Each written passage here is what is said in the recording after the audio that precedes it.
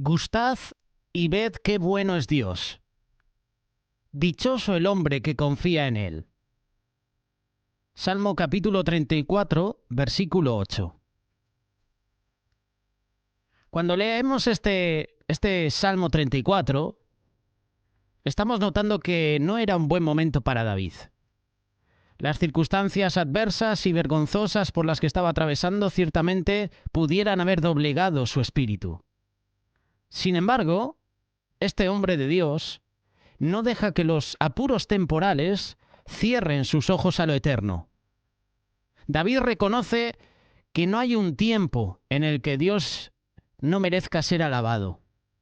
En este salmo se nos presenta la imagen de alguien que está satisfecho y feliz a pesar de las dificultades. Sus ojos ven más allá de las circunstancias que le rodean. Sabe que la tribulación padecida por su Señor siempre es leve.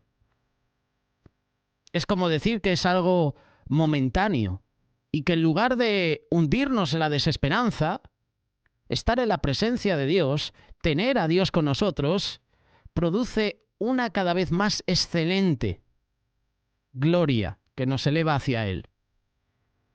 Él era sin duda un hombre dichoso y creemos encontrar el secreto de su fidelidad en este versículo. Gustad y ved qué bueno es Jehová. Dichoso el hombre que confía en Él. Ese es el secreto del éxito. Confiar en Él. Confiar en Dios.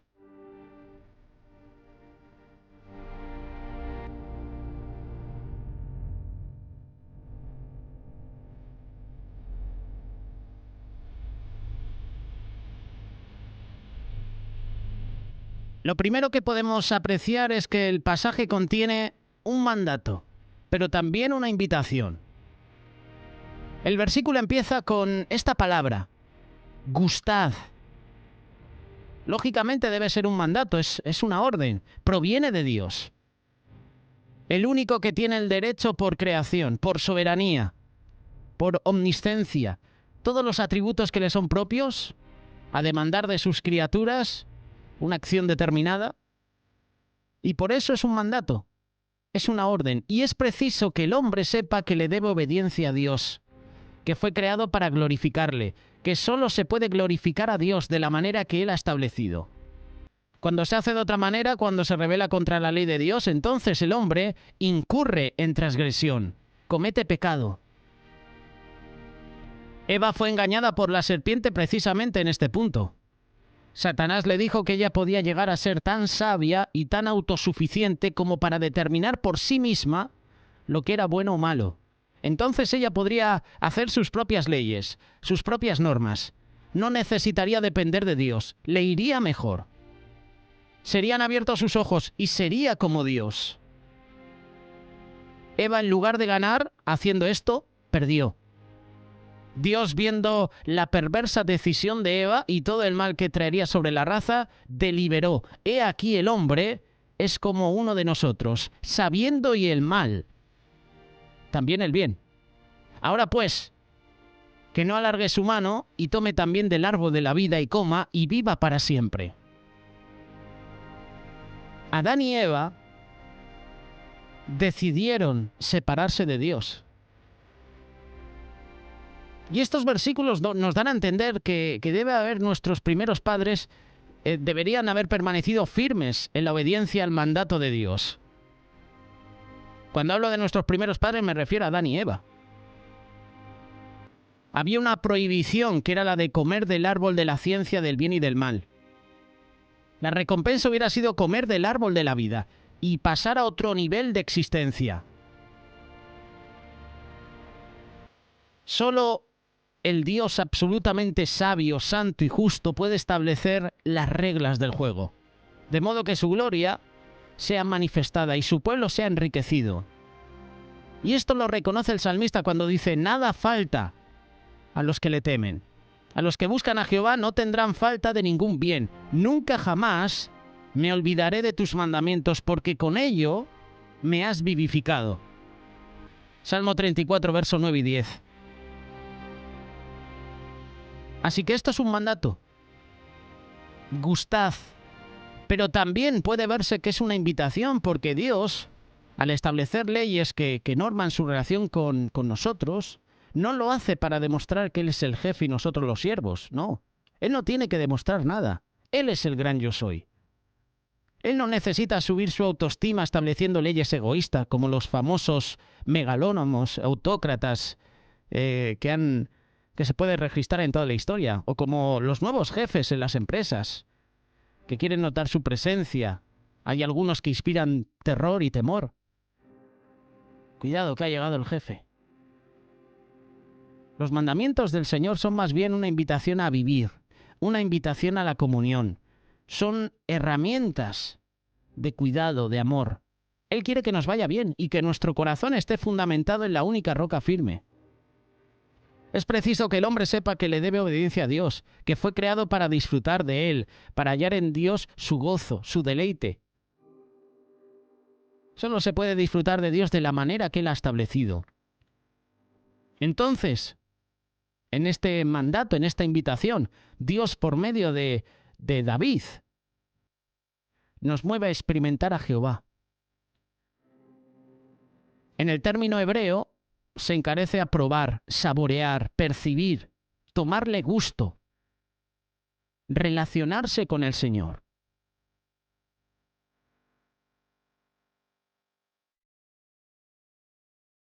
Es como ese manjar, ¿verdad? Ese plato favorito tuyo. Lo saboreas. Es un manjar codiciable. O a lo mejor la bebida más refrescante. En medio de un sol abrasador, ¿verdad? Una bebida refrescante, un vasito de agua viene de maravilla. Gustad, saborear, prueba, percibe. Tómate el gusto de relacionarte con el Señor.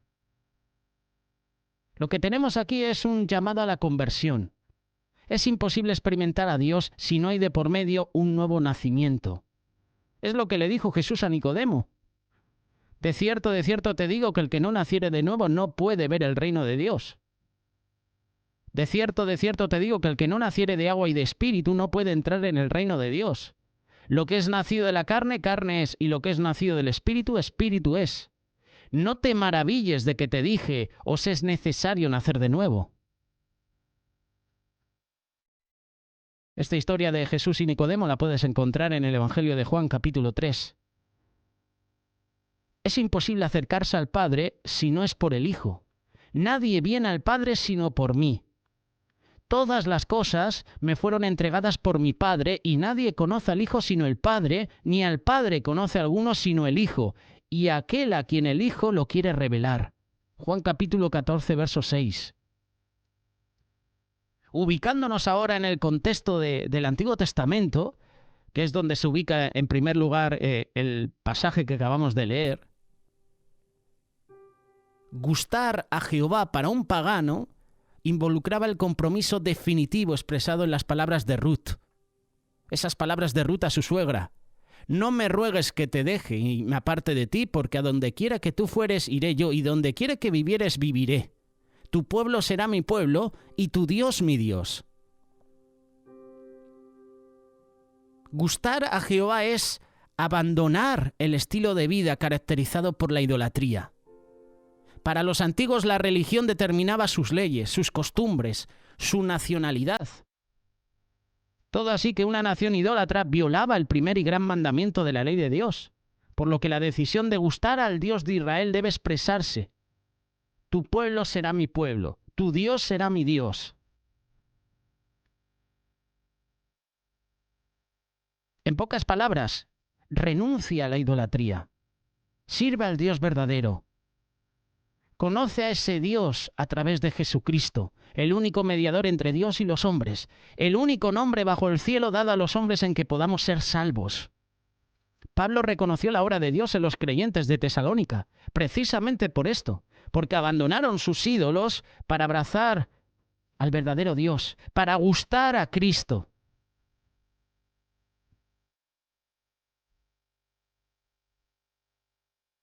Me gustan estas palabras que emplea Pablo. Primera carta de Tesalonicenses, capítulo 1, verso 9 y 10. la manera en que nos recibisteis y cómo os convertisteis de los ídolos a Dios para servir al Dios vivo y verdadero y esperar de los cielos a su Hijo, al cual resucitó de los muertos, a Jesús, quien nos libra de la ira venidera. Gustar a Jehová es convertirse, es ser traído por la gracia.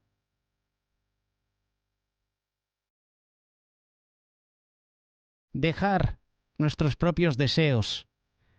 Esos deseos que nos hacen ser idólatras, infelices, insatisfechos, nos condenan al infierno. Gustad y ved qué bueno es Jehová. Dichoso el hombre que confía en él. ¿En quién has puesto tu confianza? Koalo Zamorano canta en una de sus canciones, mi confianza está en ti. Y me gusta esa canción por las letras. ¿En quién has puesto tu confianza? Dichoso el hombre que confía en él. Bienaventurado el hombre que confía en Dios. Esto es un llamado a la consagración. El creyente de manera especial también es ungido en esta invitación, en este mandato. El versículo siguiente dice, temed a Jehová vosotros sus santos. Salmo 34, verso 9. Y es muy cierto que la vida en Cristo implica liberación del poder, la culpa, la condenación del pecado. Ya no somos esclavos del mal, somos libres para preferir amar a Dios, procurar su gloria. Gozamos de una salvación eterna, imperdible, segura. La nueva vida en Cristo implica también una lucha continua con los restos de nuestra vieja naturaleza idólatra. Esa inclinación que, aunque flaquea, aunque está moribunda por la acción del principio de vida espiritual que recibimos al ser salvos, se fortalece, se robustece cuando descuidamos nuestra relación con Dios. Cuando damos más espacio del permitido en nuestra vida a las cosas de este mundo, esas cosas nos van gustando más que Dios y van tomándose en ídolos que desplazan a Dios del trono de nuestro corazón.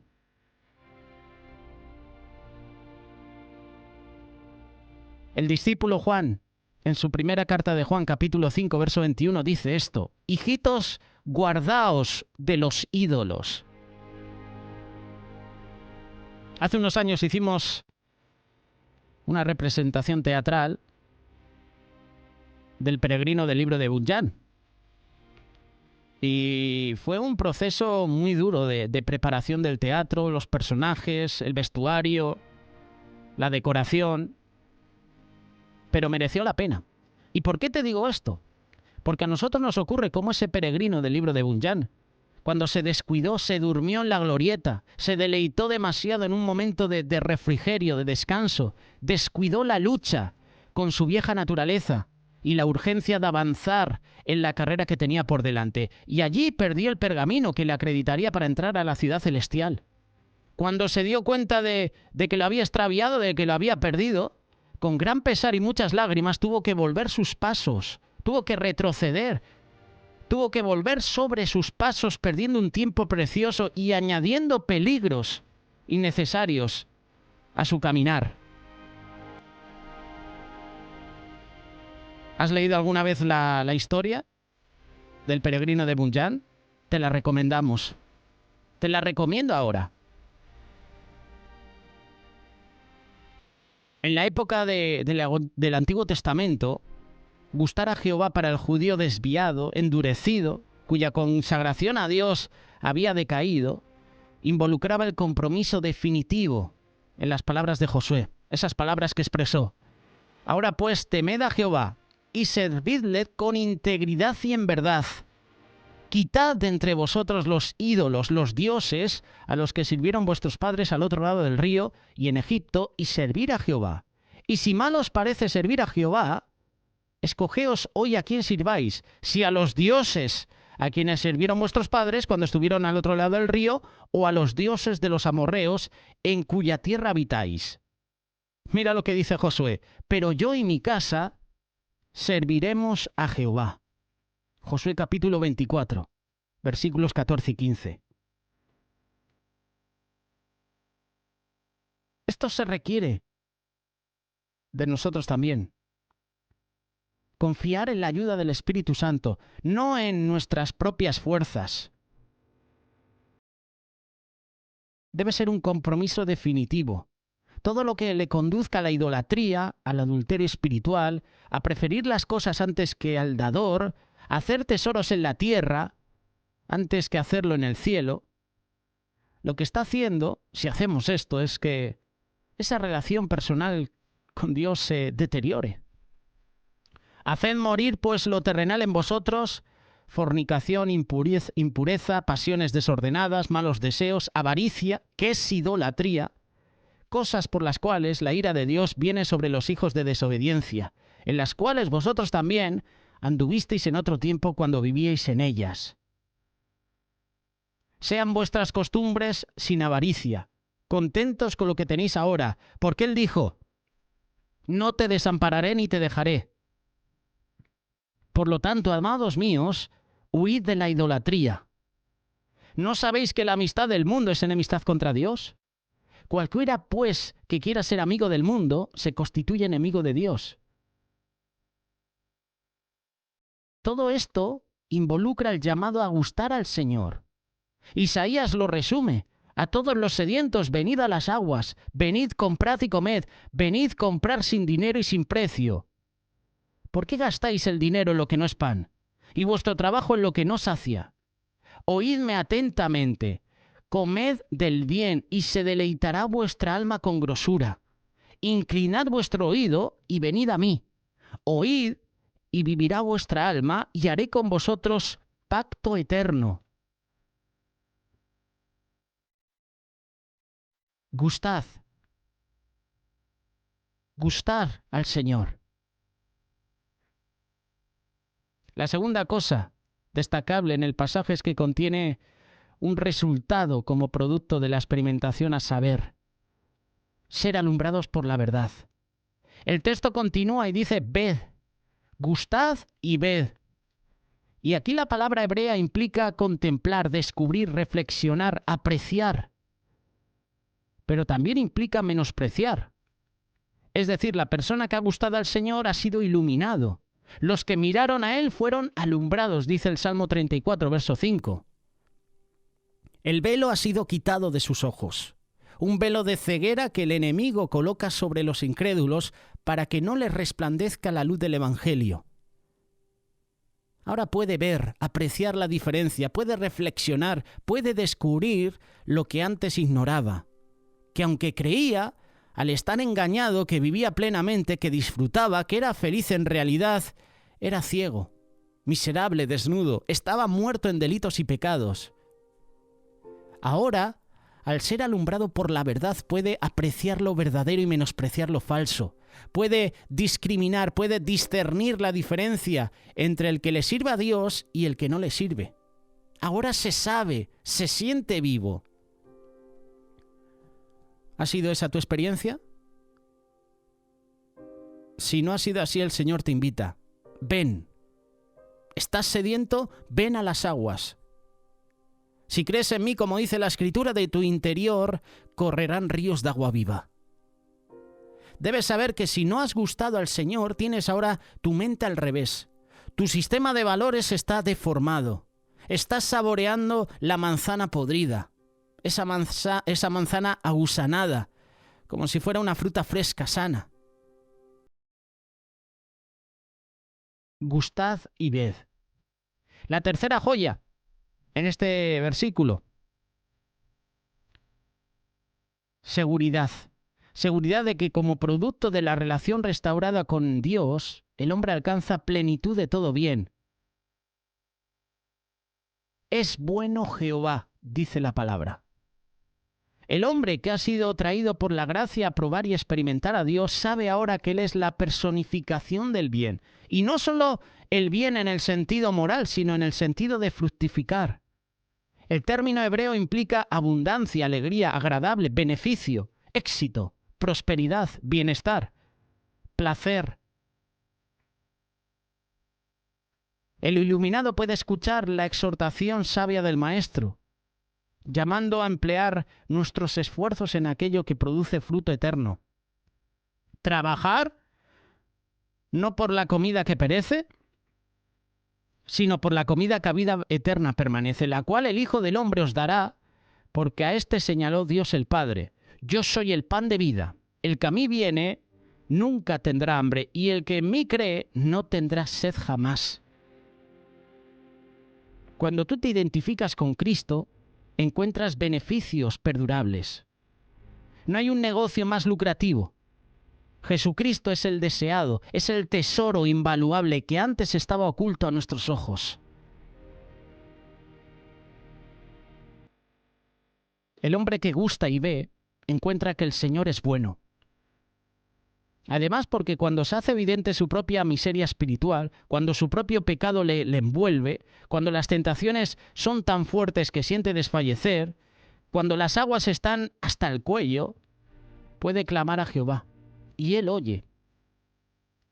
Y Jehová lo libra de todas sus angustias. El discípulo de Cristo ve la bondad de Dios, en que es objeto especial del cuidado divino. Se maravilla de que aún las huestes celestiales, por órdenes directas del Hijo Eterno, obran a su favor. Hacen cerco alrededor. En medio de la prueba, en medio de la aflicción, vive confiado, porque Dios está con él. Una y otra vez en la palabra de Dios se nos manda alabar al Señor, porque Él es bueno, porque para siempre es su misericordia.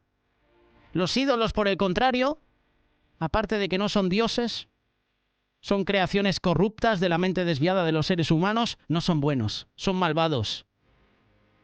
Están llenos de pasiones perversas, hunden a sus adoradores en las prácticas más sucias, más inmorales. Los hacen vivir inseguros, infelices. Los pueblos que persisten en sus prácticas idolátricas son pueblos atrasados. Y luego llega el juicio de Dios a ese lugar, a ese pueblo. Y muchos se preguntan, ¿por qué sucede esto? Juicio de Dios, por idolatría.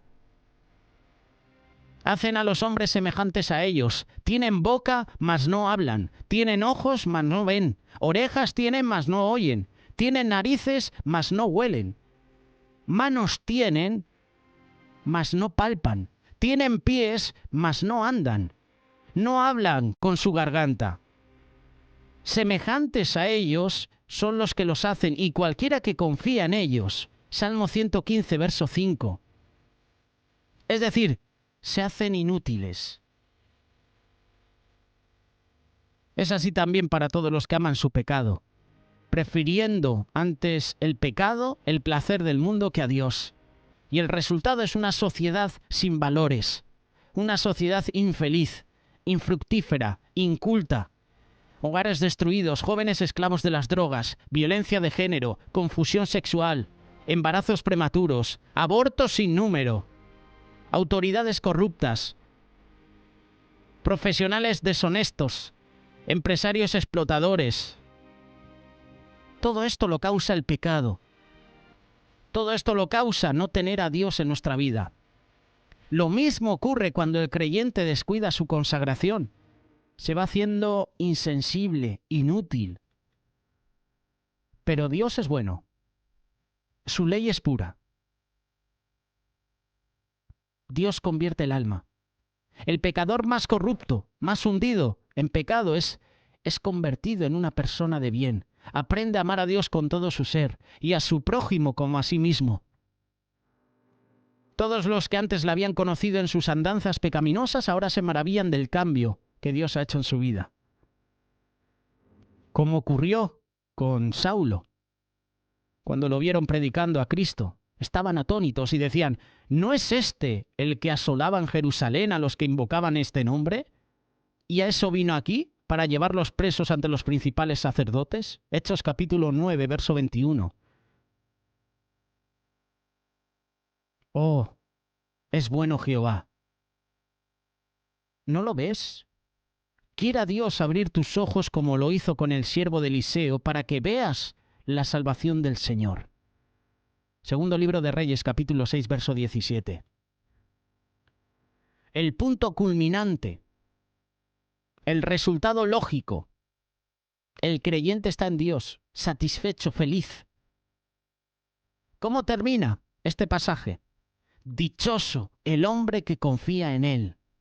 No puede haber otra forma de concluir este versículo. Felicidad, dicha, bienaventuranza, satisfacción plena. Es el estado seguro y permanente de aquel que prueba, que experimenta al Señor y vive para cumplir el propósito para el que fue creado. Hemos sido creados para glorificar a Dios, para disfrutar de Él para siempre. La palabra de Dios deja bien claro que nuestra felicidad no implica ausencia de problemas y dificultades, sino que todas las cosas que tengamos que enfrentar durante nuestro camino a la ciudad celestial, Dios las utiliza para hacernos bien. Romanos 8:28. David dice: muchas son las aflicciones del justo, pero de todas ellas le librará Jehová. Salmo 34, verso 19. Jesús afirmó que parte de nuestra felicidad consiste en sufrir por su causa. Bienaventurados los que padecen persecución por causa de la justicia, porque de ellos es el reino de los cielos. Bienaventurados sois cuando por mi causa os vituperen y os persigan y digan toda clase de mal contra vosotros, mintiendo. Gozaos y alegraos porque vuestro galardón es grande en los cielos, porque así persiguieron a los profetas que fueron antes de vosotros. Jehová redime el alma de sus siervos, y no serán condenados cuantos en él confían. Salmo 34, verso 22.